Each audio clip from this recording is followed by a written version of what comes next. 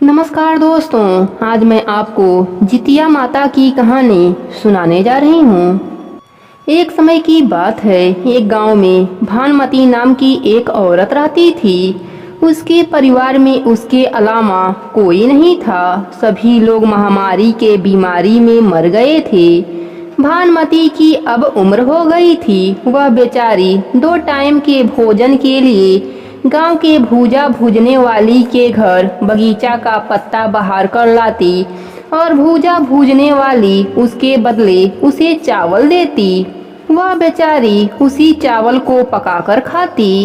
इसी प्रकार उसके दिन व्यतीत हो रहे थे। वह भानुमती जब भी जंगल में जाती वहां पर बैठकर रोती, हे भगवान, मुझे पुत्र दे दो। उसकी बहू आएगी, मेरी सेवा करेगी।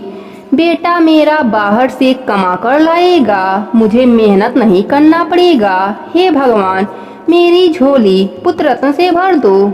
इसी प्रकार वह भानुमती उस बिरयान जंगल में विलाप करती थी। एक बार जितिया का व्रत आया। भानुमती भी हर बार के तरह इस बार भी व्रत किया और वह जंगल में पत्ते बिटोरने चली गई। उसी जंगल में जितिया माता को याद करके रोने लगी। हे जितिया माता, मेरी भी झोली पुत्र रत्न से भर दो। हे जितिया माता, मेरी पुकार सुन लो। उसी समय जितिया माता उस गांव के औरतों को जो कि व्रत की थीं, उनको आशीर्वाद देने आ रही थीं। भानुमती की करुणा भरी स्वर को सुनकर वह रुक गईं और इधर उधर देखने लगीं। तभी वह दुखियारी उनको दिखाई दी। माता ने सोचा, इसको मैं पुत्र सुख कैसे दे सकती हूँ। अगर इसका पुत्र होगा तो समाज में इसकी बदनामी हो जाएगी और उस बदनामी के लाज से यह मर जाएगी। माता तो माता होती हैं, अपने बच्चे को दुखी कैसे देख सकती हैं। फिर क्या था, उस दुखिया भानुमती के पास माता ने एक गाय भेजा। गाय उस दुखियारी भानुमती के पास जाकर उसे चाटने लगी। भानुमती ने उस गाय को अपने साथ अपने घर लाई। जितिया का व्रत तो था ही, तो उसने शाम को स्नान आदि करके अरियार बरियार हिलाकर जितिया की कथा सुनी और उस गाय को चारा डालकर बाहर ही एक खाट पर सो गई। जितिया के अगले दिन भानुमती ने चावल पकाया और गरम गरम पारण किया और उस गाय को खिलाया। भानुमती उस गाय से बहुत प्यार करने लगी। उसको नहलाती, खिलाती, उससे बातें करती। इस प्रकार 3 महीने बीत गए।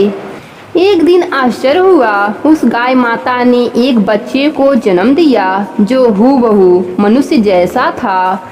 आग की तरह यह बात दूर दूर गांव तक फैल गई कि भानुमती के पास चमत्कारी गाय है।